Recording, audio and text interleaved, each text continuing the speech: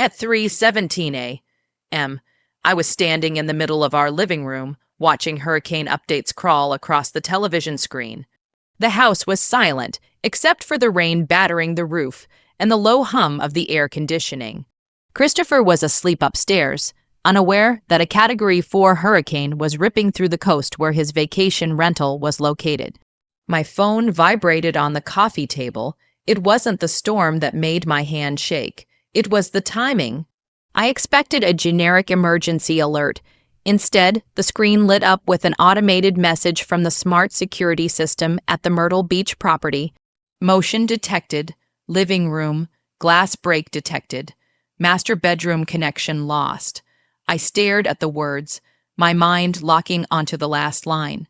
The rental, the investment property Christopher had purchased 5 years earlier as a passive income stream for our retirement. The one he managed entirely on his own because he didn't want to burden me with logistics. I should have woken him. I should have run upstairs and shaken him awake, but I didn't, because as I looked at that alert, I remembered the timestamp of his last maintenance trip, 2 weeks earlier. And then I remembered the text message I'd seen flash across his phone the night before while he was in the shower. Metric plumbing, Daddy, when are you coming home? The storm is scary, Daddy. My blood didn't run cold.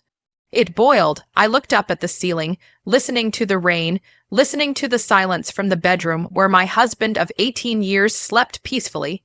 He had no idea that while a hurricane destroyed his house, I was about to destroy his life. My name is Charlotte Vance. I'm 44 years old, and I've been a structural engineer for over 20 years. I assess damage. I inspect cracks, foundations, load paths. I determine whether a structure will stand or fail. I don't guess. I inspect. Christopher Vance, 46, is a consultant, a man who traffics in abstractions, vague deliverables, and conveniently timed business trips. We lived in Charleston's historic district, in a house I restored with my own hands and paid for with my own salary. To the outside world, we were the golden couple the Christmas party hosts, the ones everyone envied. But structural integrity has nothing to do with appearances. It's about what happens when pressure hits. And pressure had arrived at 140 miles per hour, 18 years of marriage, no children. It just never happened for us, Christopher would say with a sad smile, squeezing my hand at dinner parties.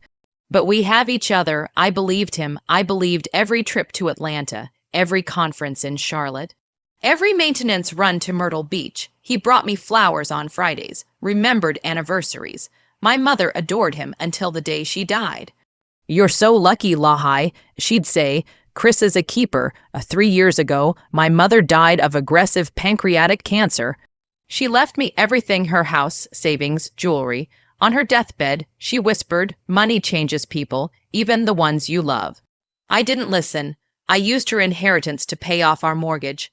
I invested $150,000 into a joint account with Christopher.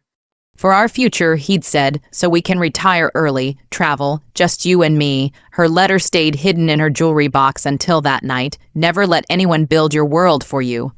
Build it yourself so you know where the exits are. I had let him build my world, and now the walls were collapsing. I didn't wake him. I didn't confront him. I waited. Because when I finally looked back, the cracks had been there for years. The first appeared 3 years earlier, on a Tuesday night. Christopher came home late, claiming he'd been at the gym. His duffel bag hit the floor with a thud. Too heavy. When I moved it, I smelled baby powder. Inside was a receipt from Bye Bye Baby. A Sophie the giraffe tether, $24.99. It's for Mark's kid. He said easily, spilled in the car. Plausible. I let it go. The second crack came with the Myrtle Beach expenses, $40. Furniture purchases, landscaping bills, upgrades far beyond a rental's needs. When I suggested inspecting the property myself, he nearly shouted. Then came the cologne, Santal 33, $300 a bottle, a client gift. Then the phone, always in the bathroom, showers running with no sound of water hitting skin. I told myself stories because denial is cheaper than demolition. The final crack came a month earlier. A fraud alert. Disney Store, Myrtle Beach. He claimed a detour to check gutters 3 hours in the wrong direction. Still, I did nothing. Trust makes you blind until the roof collapses. And when the roads reopened after the hurricane, Christopher insisted on going alone. I followed him. Christopher left 10 minutes ahead of me. He thought that would be enough. I didn't go to Georgetown like I said I would. I drove straight to 422 Ocean Boulevard. The hurricane hadn't just damaged the house, it had peeled it open. Half the roof was gone. The front porch had collapsed into a splintered heap. Windows were blown out, insulation hanging like wet cotton. But it wasn't the structural damage that stopped me, it was what was spilling out. The living room's front wall had collapsed entirely, exposing the interior like a dollhouse ripped apart by a careless child. Rain whipped through the open cavity. I stepped out of my car, boots sinking into mud, salt, and wet drywall heavy in the air. The first thing I saw was a red tricycle. It lay overturned in a puddle, one wheel still spinning lazily in the wind. For a moment, my brain scrambled for explanations. Tenants could have had a kid. Maybe it was left behind. But Christopher had told me the last renters were a retired couple from Ohio, snowbirds, no pets, no children. I kept walking. Near the entryway, half buried in sand, was a doormat, not the generic welcome mat I'd bought years ago. This one was custom, the Vance's EST. 2019, we were established in 2008. My breath caught hard. Why would he put our name and the wrong year on a rental? Unless it wasn't a rental at all. I stepped over soaked drywall into the exposed living room. The layout was wrong. I had drawn the renovation plans myself. I remembered every measurement. Christopher had insisted on a closed kitchen. I don't want to smell dinner while watching TV, but what stood before me was an open, concept space, a massive island flowing directly into the living area. Exactly the kitchen I had always wanted. The one he'd refused to let me build in our own home. Even in ruin, the colors told a story. My house was gray and blue, cool, restrained. But this place was painted warm yellow. Floral curtains flapped in the wind. There were throw pillows, personal touches. This wasn't a rental, it was a home. And then I saw the debris field from the master bedroom. The hurricane had pulled the room inside out, scattering its contents across the lawn. Furniture lay broken in the mud. I saw a crushed velvet chair, a spilled jewelry box filled with cheap costume pieces, and a replica of my missing tennis bracelet. Then I saw the clothes, men's clothing, but not Christopher's stiff work wardrobe, soft hoodies, flannel shirts. Dad jeans. I picked up a hoodie. It smelled like rain. Underneath, it smelled like him. Sandal, wood. And then I saw the card. It was stuck to a hydration pack, fluttering in the wind, glittery, oversized. A cartoon bear on the front. Happy Father's Day. My hands shook as I opened it. To Daddy, thank you for fixing my bike. Thank you for the treehouse. I love you to the moon and back. Love, Leo. Below it, in a woman's looping handwriting. And thank you for being our rock, Chris.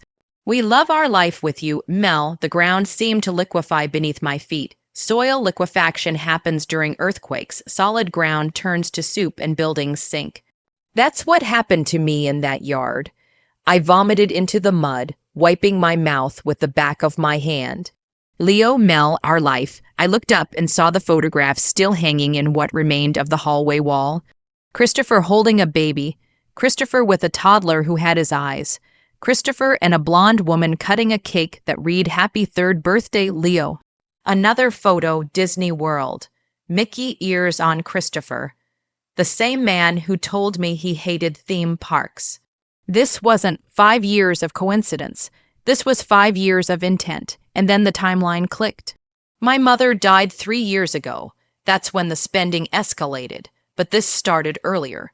During the years I thought we were struggling. The years I worked overtime while he cut back to build his consultancy. He hadn't cut back. He had diverted my salary to build their life. And when my mother died, he upgraded them. Metric plumbing, Daddy, the maintenance trips, the furniture, the preschool tuition disguised as repairs. It all locked into place with brutal clarity. I should have been screaming. I wasn't. I looked at the ruined house and saw what it truly was: structurally unsound, condemned, just like my marriage. I didn't call Christopher. I took out my phone and began documenting everything: photos of toys, clothes, utilities, out changes, evidence. This wasn't grief. This was inspection. I drove back to Charleston in a trance. Christopher called 3 times. I let it go to voicemail. The house is a total loss, he said. Don't come down. Liar, I didn't go home. I went straight to Riley Bennett. Riley Bennett's office was in a converted townhouse in West Ashley. She looked more like a librarian than a private investigator, the kind who silently judged your life choices.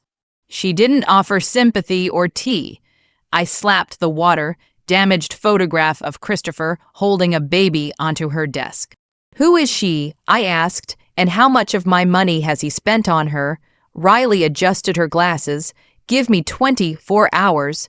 It took her 12. The next morning, I sat across from her sleek glass desk as she slid a thick black binder toward me. You asked me to verify the structural integrity of your marriage, she said calmly. I'm afraid the foundation doesn't exist. I opened the binder. Tab 1, the property. Christopher hadn't bought the Myrtle Beach house as a rental. He'd purchased it as a primary residence. Owner, Christopher Vance. Occupant, Melissa Hart. Utility bills showed full. Time usage. Cable packages included Disney Junior. Internet logs showed Minecraft and ABC Mouse. No tenant pays for that, Riley said. Only a daddy does. Tab 2, the money trail. This was the part that made me physically ill. Joint investment account withdrawals. My money. February 14, $300, Myrtle Beach florist. March 12, $4,500, Tiny Toes preschool tuition. April 20, $850, Sephora. May 15, $28,000, CarMax down payment on a 2024 Subaru Outback. That was the portfolio rebalance, I whispered. He rebalanced it into her driveway, Riley said flatly. Tab 3, the life screenshots of Melissa Hart's private Instagram. My hero hubby, daddy's home. 5 years and still feels like our honeymoon. She wore his last name at Leo's preschool. PTA records listed her as Melissa Vance. She thinks they're married, Riley said quietly. Tab 4, the logistics, a color-coded calendar appeared on the screen. Blue business trips aligned perfectly with Melissa's family weekends. Green conferences matched anniversary trips. Red late nights matched FaceTime logs. He drove 2 hours after work, Riley said, had dinner, put the kid to bed, drove back at 2 a.m., and crawled into bed next to you.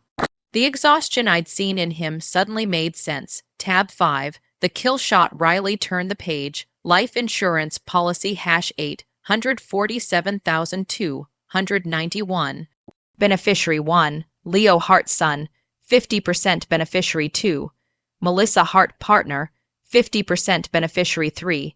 Charlotte Vance spouse, 0% 18 years. 0%. This is fraud, Riley said. Dissipation of marital assets and sloppy. Total damages, $487 0 over 5 years. I closed the binder. The sound echoed like a gunshot. I need a lawyer, Riley smiled. Alexander King. Alexander King's office sat atop the Bank of America building, overlooking Charleston Harbor. She wore a white suit worth more than my first car and listened without interrupting. At the life insurance page, she whistled softly. Amateur, South Carolina is an equitable distribution state, she said, but we also allow fault-based divorce, and your husband has handed us adultery, fraud, and dissipation wrapped in a bow.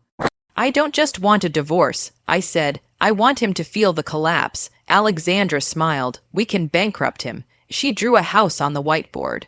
Step 1, the trap let him file the insurance claim. The premiums came from marital funds, so the payout is marital property. Step 2, the freeze the moment the claim is filed. She'd file for divorce and a lis pendens. The insurance company wouldn't pay out on a contested asset. He'll be insolvent within weeks, she said. Step 3, public exposure insurance fraud documented, witnessed. He built a house of cards, Alexandra said. We're just turning on the fan. For 3 days, I played the grieving wife. I poured him whiskey. I watched him lie to my face, smelling of bleach and panic. On the fourth day, I said we needed to meet the insurance adjuster together. He couldn't refuse, and I had already sent the text. We drove to Myrtle Beach in silence. Christopher kept checking his phone. I knew he was texting Melissa, telling her to stay away to hide. He didn't know I had already messaged her from a burner phone. Chris is hurt. Meet us at the house. Emergency. When we pulled up to 422 Ocean Boulevard, the scene was apocalyptic. The roof was gone, the front wall had collapsed.